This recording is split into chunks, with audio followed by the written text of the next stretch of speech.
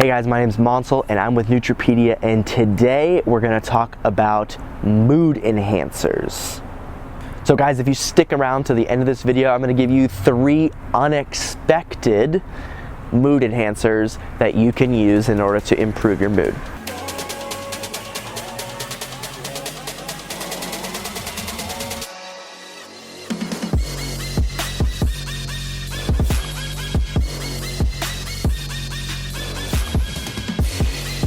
Alright guys, I'm here in Fayetteville, Arkansas at the Square, famous location at the University of Arkansas, or near the University of Arkansas, and the weather's pretty overcast and the mood today has been pretty poor. And so I'm going to talk to you about mood enhancers, what kind of supplements we can use in order to improve our mood. Now, you're probably not new to mood enhancers. In fact, alcohol is one of the most popular drinks in the world, but it's not really sustainable. So today I'm going to talk about different nootropics that you can use to improve your mood in a sustainable and long-term way. So first, there are a ton of factors that influence mood.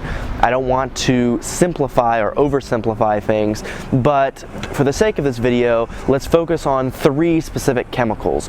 Dopamine, which is your feel-good reward chemical. Serotonin, which is used in people with depression. They use what's called SSRIs, or serotonin reuptake inhibitor. And then there is oxytocin, which is the touching, feel-good, relationship, sometimes physical contact oriented chemical. So keep these 3 in mind: dopamine, serotonin, and oxytocin. So guys, there are many basic nootropics that you can use as mood enhancers. I'm sure you're all familiar with number 1, which is caffeine. Caffeine increases dopamine, and there's a number of other chemicals within coffee, specifically the polyphenols and bioflavonoids, that can really improve your mood as well. But unfortunately, as I'm sure you've experienced, those mood enhancing effects are relatively temporary. It's not a long-term solution, and in fact, if you use it 2-3 days in a row, you're probably going to run into tolerance issues and see less of a benefit. So the second basic option is called St. John's wort, and this is a traditional plant used for hundreds of years, and in fact, even though it's natural, it's just as powerful as many of the SSRIs that you can find prescription drugs for depression. A meta-analysis of 29 different studies covering 5,000 different participants found that St. John's wort was as effective as SSRI prescription drugs, but without the side effects. So it's a great long-term solution. The third basic option, which many people go to, is mucuna pruriens, and this is a natural source of dopamine found in Africa, many parts of Asia. Now, the one problem that I have with this is mucuna pruriens gives L-DOPA, which is a precursor for dopamine that crosses the blood-brain barrier. Unfortunately, it bypasses an enzyme called tyrosine hydroxylase, which can create some imbalances with your brain circuitry. So we want to try and avoid that when possible.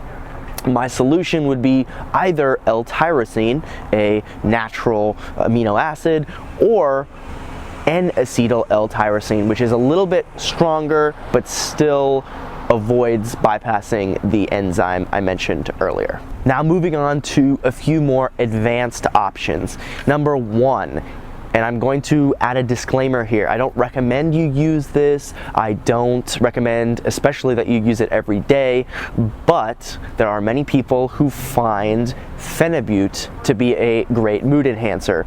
Now, this is a drug that's decades old and not super well researched, but it is quite popular because it interacts with the GABAergic system. It influences GABA, and that is often related to mood and feelings of calmness. So many people use this in order to get a great night's sleep, in order to relax, but it is highly addictive. The withdrawal symptoms can be quite impactful and make people quite sick. So I wouldn't recommend jumping right into this. If you want to try small doses, make sure you read up a lot about the good places to start online, and you should be good to go. So advanced option number 2 is called tianeptine. Again, same disclaimer, I don't recommend that everybody use it because there are side effects. However, the studies on extreme cases of PTSD, for example, show that there's about 75 to 76% likelihood of reducing symptoms of anxiety, depression, etc. So just keep in mind, tianeptine is not the first place to start. Like I said, St. John's wort, other options might be better, but it is something that has helped my girlfriend in the past, but it's definitely useful as needed. Don't try and take this every day. Try and be moderate with your usage of these kinds of things. Now the last option is oxytocin. And if you remember, I mentioned oxytocin is a chemical that is related to physical contact, touch, relationships, and interpersonal connection. And it's a really powerful chemical that can improve your mood in a lot of ways. I'm sure you've experienced going to friends' house, seeing loved ones, and this chemical compound might not be immediately felt, but it is something that can improve your mood in the moment.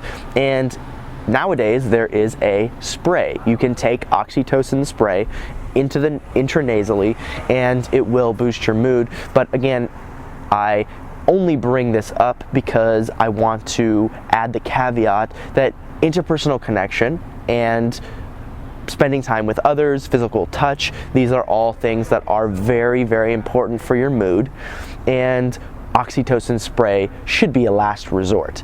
It is important to get out, get active with people, even if you have, just friends that you can play tag football with or something. But even more of a use for this might be acro yoga. If you've ever heard of that, it might be a great option. So number 1 on the list of unexpected mood enhancers are psychedelics. Now, I'm a big proponent, things like LSD, psilocybin, even dimethyltryptamine, they all interact with the serotonergic system. And this is, like I said, related to serotonin and part of the feelings of happiness and positive mood that I mentioned earlier. Now, psychedelics aren't just something that you can take in a small instance. Of course, you can microdose and improve your mood in a specific instance, but they do have longer term effects. In fact, a 2008 study in the Journal of Psychopharmacology found that people using psilocybin improved their general well-being by about 64%. And this was measured 14 months after their psilocybin experience. So there are medium to long-term effects of using these psychedelics. Now, number 2 is gut health. Now, the gut might not seem like a part of the body that interacts with the brain, but many people consider the gut to be the second brain, and indeed it produces a high quantity of our serotonin. And so keeping your gut happy, maintaining a healthy gut is really important. And that doesn't mean go out and buy just any old probiotic supplement. In fact, if you buy a probiotic supplement and you have gut problems already, they could exacerbate the problem. So probiotics aren't always the answer, and I'm not well versed enough to give you the specific tests and the specific attention to detail when it comes to these different tests, but I do want you to keep gut health in mind. If you're drinking a lot of alcohol, if you're taking a lot of substances that really harm your gut, then you might have some problems with your mood as a result. Now, number 3 in the list of unusual mood enhancers is sunlight. Now, I'm here in Fayetteville, and right now there's not much sunlight, and there hasn't been for the entire day.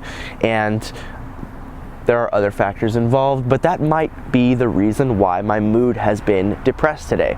Dr. Rhonda Patrick, a relatively famous YouTube celebrity in the health and fitness space, has done studies showing that vitamin D is imperative for serotonin synthesis. And of course, vitamin D is the sunlight vitamin. And so sunlight could be one of the mood enhancers that you might not have expected. All right, guys, I hope this has been useful for you, and I want to let you know that I've put together an entire article about mood enhancers. There's an even longer list and includes a few other options that I didn't mention here today. So go ahead and click right here. You'll be taken to the article. You'll have access to all that information. And don't forget to subscribe to the channel so you don't miss out. I put out videos every week, maybe sometimes twice a week. So I'll see you guys next time.